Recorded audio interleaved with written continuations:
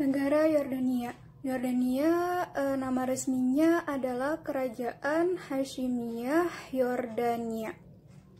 Kelompok Hasyimiyah adalah kelompok yang mengklaim bahwa mereka merupakan keturunan langsung dari Nabi Muhammad SAW. Sejak awal terbentuknya Yordania, yaitu pada tahun 1946, Yordania bukanlah negara yang memperoleh kedaulatan melalui perjuangan seperti bangsa Indonesia. Raja pertamanya Yordania adalah Abdullah dan tahta kerajaan ini sifatnya diturunkan. Yordania bukanlah negara maju seperti negara-negara lainnya di kawasan Timur Tengah. Semboyan negara Yordania adalah Allah, Al-Watan, Al-Malik yang artinya Allah, negara, raja.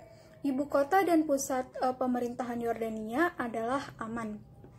Yordania berbatasan langsung dengan 5 negara, yaitu di sebelah barat berbatasan dengan Israel, di sebelah utara berbatasan dengan Suriah dan Irak, di sebelah timur berbatasan dengan Saudi Arabia, dan di sebelah selatan berbatasan dengan Mesir. Demografi Yordania yaitu sekitar 89.342 km persegi, jika di Indonesia ini seperti luasnya Provinsi Sumatera Barat.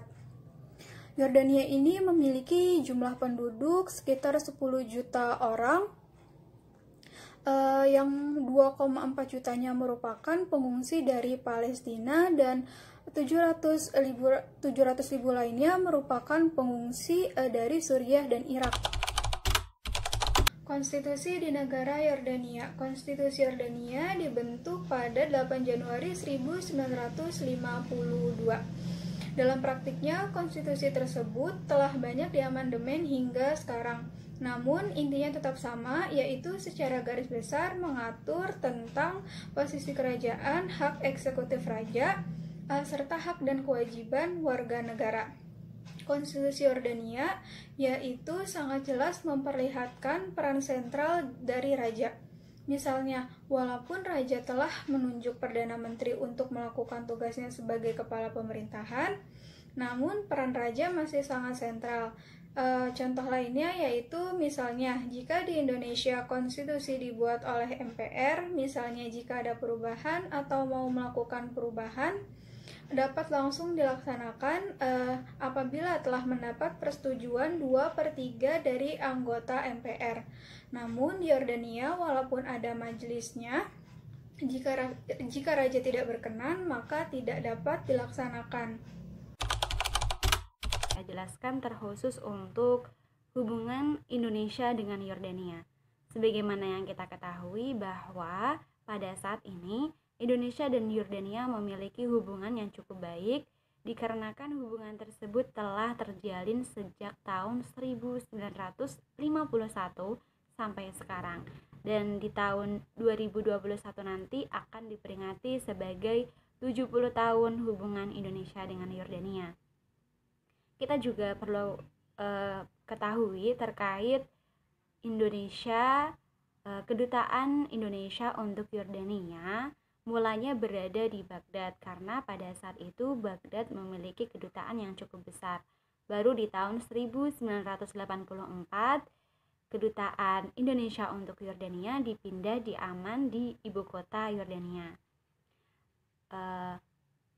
Kita juga perlu mengetahui pula bahwa pada masa pemerintahan Presiden Jokowi, beliau telah berkunjung ke Yordania dan bertemu dengan Raja Abdullah sebanyak kiranya 2 kali.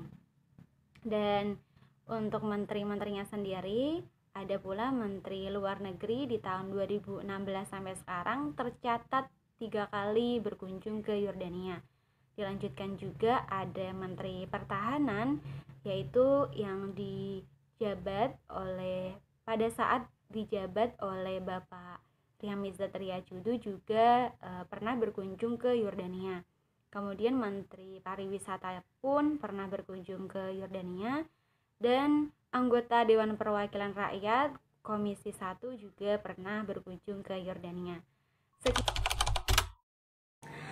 Selanjutnya pembahasan tentang partai politik di Yordania. sistem politik di Yordania itu menggunakan sistem multipartai. Nah, pembentukan multipartai ini ditujukan untuk menjaga legitimasi Yordania. Banyak yang beranggapan bahwa sistem multipartai ini dibentuk oleh kerajaan Hashimiyah yang sebagai wujud untuk mencegah gejolak-gejolak.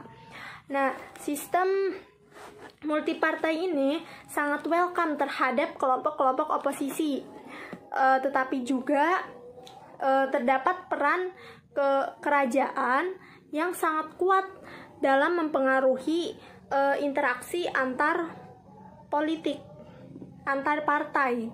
Di Yordania sendiri, hampir 50% seluruh masyarakatnya kurang tertarik dalam pemilu. Di Yordania, partisipasinya hanya 28% dari sekitar 60 juta warganya yang memiliki hak pilih. Berbeda dengan di Indonesia yang warganya itu, masyarakatnya itu sangat ingin tertarik, sangat ingin terlibat dalam memberikan suara terhadap pemilu. Yordania sendiri menjadi alternatif pilihan untuk masyarakat Indonesia yang ingin melanjutkan kuliah atau ingin melanjutkan berkuliah di negara bagian Timur Tengah. Nah, Yordania itu termasuk negara yang aman. Sejak 2016 sampai sekarang, Yordania itu dijadikan sebagai pilihan untuk sebagian warga masyarakat Indonesia. Nah, setiap tahunnya itu terus meningkat. Pelajar dari Indonesia banyak yang memilih ke Yordania. Yordania mengikuti sistem matrikulasi sama seperti di Amerika. Di sana disebutnya dengan GPA, GPA, ya.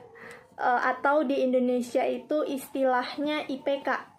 Nah, itu sama saja, IPK-nya 4,0, S1 4 tahun, S2 1,5 sampai 2 tahun, S3 3 sampai 4 tahun.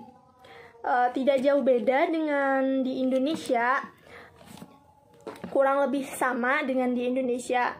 Yordania itu banyak diminati selain dari faktor keamanan negaranya, juga karena Yordania itu termasuk negara yang terbuka untuk pembelajaran mazhab-mazhab. Nah, jadi dan juga kualitas pendidikan di Yordania pun sangat baik. Jadi selain aman, kualitas pendidikan di Yordania itu sangat baik. Jadi Yordania bisa dijadikan pilihan untuk bagi para mahasiswa-mahasiswa yang ingin melanjutkan studinya ke Yordania. Jadi bisa dijadikan alternatif pilihan. Pemerintah Yordania tidak memberikan beasiswa karena Yordania sendiri aja memiliki keterbatasan biaya yang cukup besar. Makanya mereka mengundang mahasiswa internasional untuk menutupi kekurangan biaya tersebut.